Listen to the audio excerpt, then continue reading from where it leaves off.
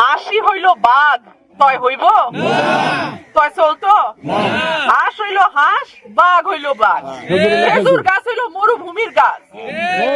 2026 সালের নির্বাচনী ময়দানে এক অকল্পনীয় মহানাটক। ঢাকা রাজপথ থেকে ব্রাহ্মণবাড়িয়া সরাইল সবখানে এখন একটাই আলোচনা, পারল না বিএনপি। দলের বাঘা বাঘা নেতাদের পরাজয়ের দিনে ইতিহাস গড়লেন ব্যারিস্টার রুমিন ফারহানা।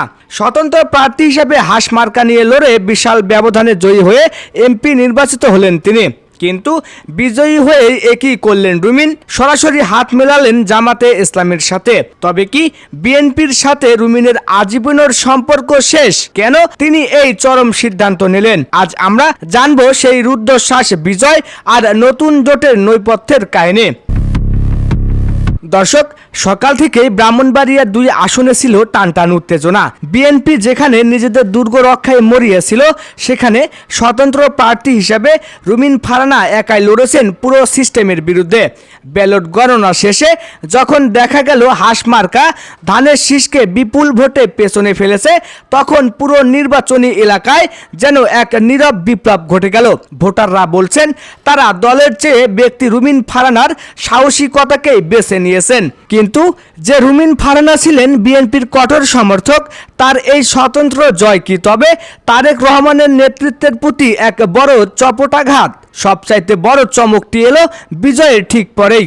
সংসদে শক্তিশালী অবস্থান তৈরি করতে এবং একক আধিপত্য বজায় রাখতে জামায়াতে ইসলামীর নবনির্বাচিত এমপিদের সাথে এক রুদ্ধতার বৈঠকে বসেন রুমিন ফারহানা। সংবাদ সম্মেলনে হাসি মুখে জামায়াত নেতাদের সাথে হাত মেলানোর সেই ছবি এখন নেট দুনিয়ায় ভাইরাল। রুমিন ফারহানা স্পষ্ট জানিয়ে দিয়েছেন, জনগণের স্বার্থে এবং ইনসাফ কায়েমের লক্ষ্যে যারা কাজ করবে আমি তাদের সাথে আছি। তার এই ঘোষণা শুনে তারেক রহমান এবং ঢাকায় থাকা জাইমা রহমান কি তবে নিজেদের কৌশল পাল্টাতে বাধ্য হবেন? রাজনৈতিক বিশ্লেষকরা বলছেন রুমিন ফারহানা খুব বুদ্ধিমত্তার সাথে চাল দিয়েছেন।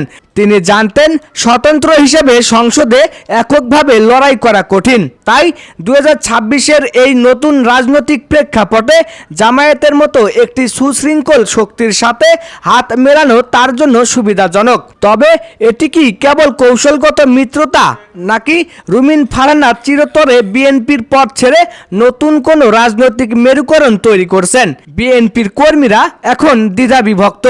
কেউ কেউ রুমিন ফারহানাকে বেঈমান বলছেন, আবার কেউ বলছেন এটি সময়ের দাবি। সারা দেশে সেনাবাহিনীর টহল চলছে। সেনাপ্রধান স্পষ্ট জানিয়ে দিয়েছেন, জয় পরাজয় যাই হোক, জনগণের রায়কে সবাইকে সম্মান করতে হবে। রুমিন ফারহানার এই ঐতিহাসিক জয় এবং জামায়াতের সাথে তার এই নতুন সখ্যতা কি তবে 2026-এর সরকারকে এক নতুন রূপ দিবে?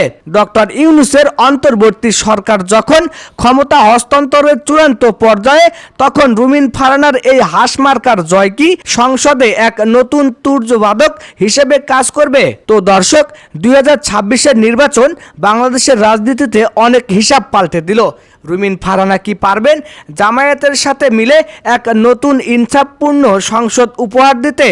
তারেক রহমানের পরবর্তী পদক্ষেপেই বা কি হবে? প্রতি মুহূর্তের সরাসরি আপডেট পেতে এখনই আমাদের চ্যানেলটি সাবস্ক্রাইব করুন এবং বেল আইকনটি বাজিয়ে দিন। আপনার কি মনে হয় রুমিনের এই সিদ্ধান্ত কি সঠিক? কমেন্টে আপনার মূল্যবান মতামত জানিয়ে দিন। আল্লাহ হাফেজ।